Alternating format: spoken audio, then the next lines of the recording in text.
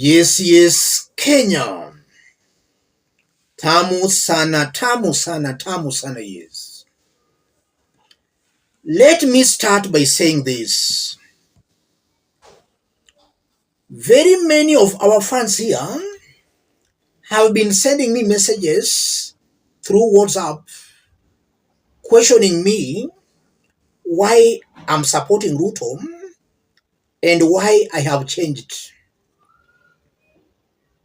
The truth is, I'm not supporting Ruto and I've also not changed. It's only that I'm still consistent to what I've been preaching in this forum for years. I'm just still consistent to that course. So Kenyans are the ones, and most of our supporters here are the ones who have changed. They have changed their goalposts. Personally, I'm still consistent where I've all along been. It's important for Kenyans and most of our supporters here to understand that. And for those who have been listening to me till the end of our videos can attest to that. I'm not supporting Ruto. I'm just trying to bring a different angle from what a majority of Kenyans might not be seeing. I've always maintained that if Kenyans go the tribal way, where Rigathi come, Kalonzo come, and then they think they can use such an alliance to beat Ruto, Ruto will beat them very early in the morning. He is the master of ethnic politics.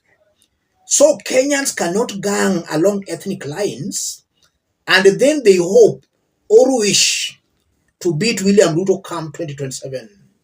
They must look for a different strategy. If they go the ethnic way, Ruto will win very early in the morning. Forget about what is currently happening. Forget about the noises. Kenyans don't vote in these leaders based on performance per se. It's always based on ethnicity and based on party lines. And as things are, by the virtue that William Ruto is in a working relationship with Raila Odinga, he commands more ethnic support than this other team. Kalonzo and Rigathi Gachagua cannot unite and then they expect to beat a Ruto-Raila combination. If I say that, it does not mean I'm supporting Ruto. I'm just bringing out a different angle that a majority of Kenyans might not be seeing.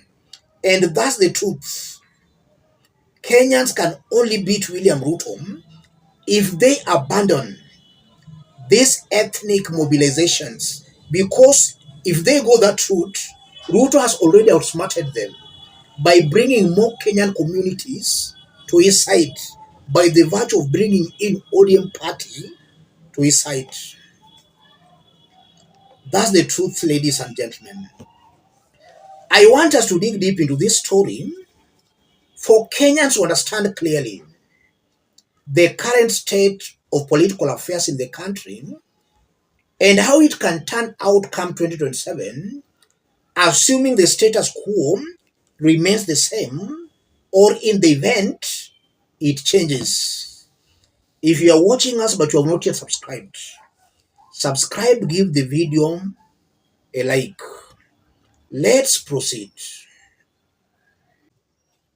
In 2022, Rigathi Gachagua was captured live on camera saying that leaders on the mountain will not be voted based on development, but based on their loyalties to Ruto. And that's exactly what happened when the mountain voted leaders who were loyal to William Ruto.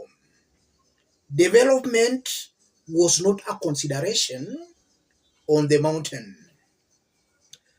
Things have not changed much.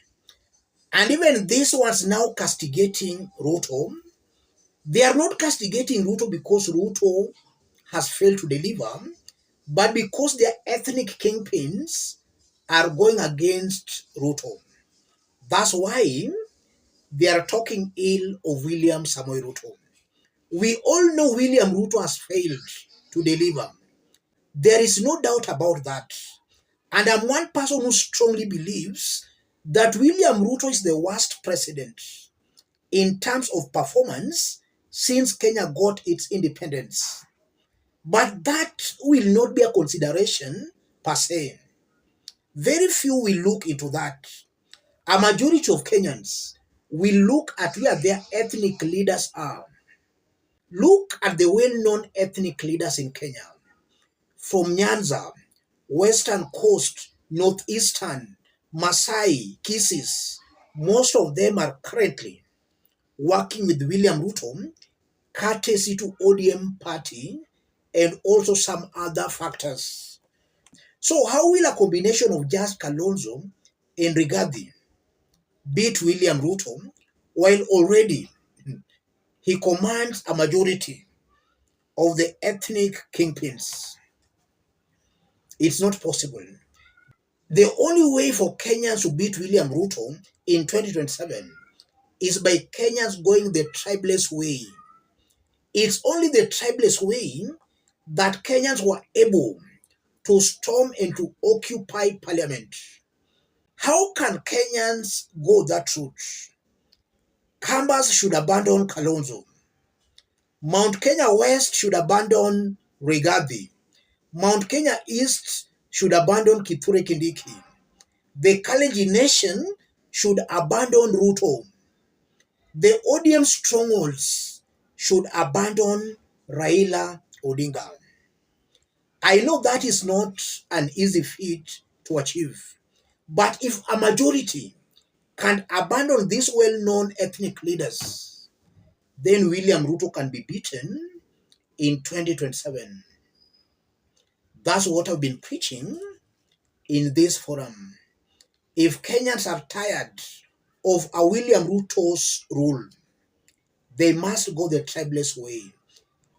And I'm insisting on the tribeless way because, again, if you look at what is currently happening, then I'm seeing the same dark forces that have always imposed bad leaders on Kenyans.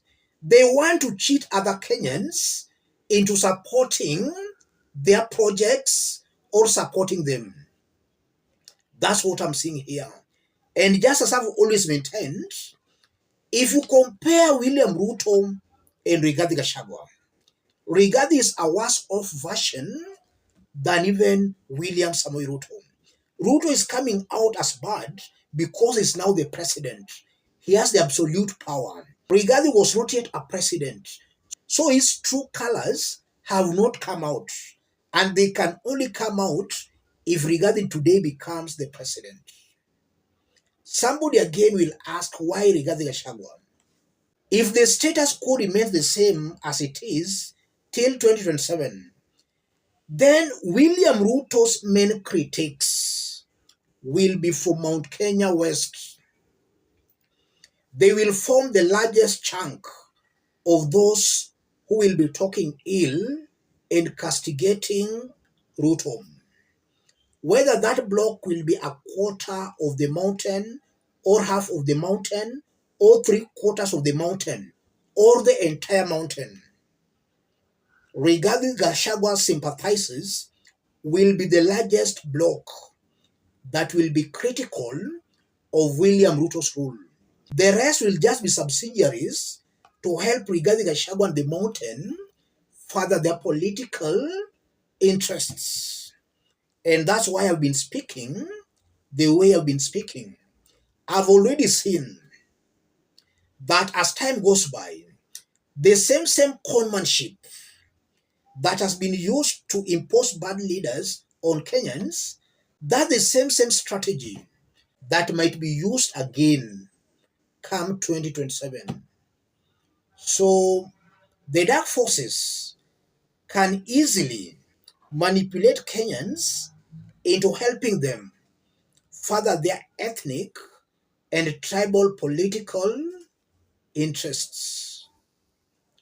As I conclude, I've always maintained that for Kenyans to get it right again, we have some leaders who enjoy some serious levels of approval. And such leaders are in the make of maybe Matiang'i or Okia Omtata. Such kinds of leaders.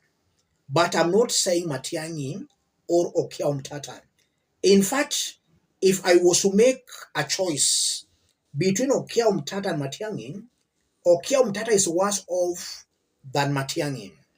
When Rigathi Gachagua was being impeached, in spite of the fact that Rigathi is well known for having divided Kenyans along ethnic lines by his shareholding narrative, Okia Omtata never saw any count out of all the 11 counts that was worth impeaching Rigathi.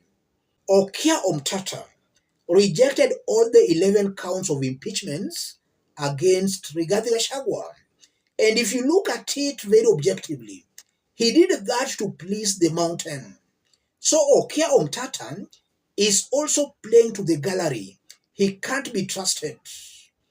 It's high time Kenyans understand these things. Kenyans can also make a petition to leaders such as Maraga.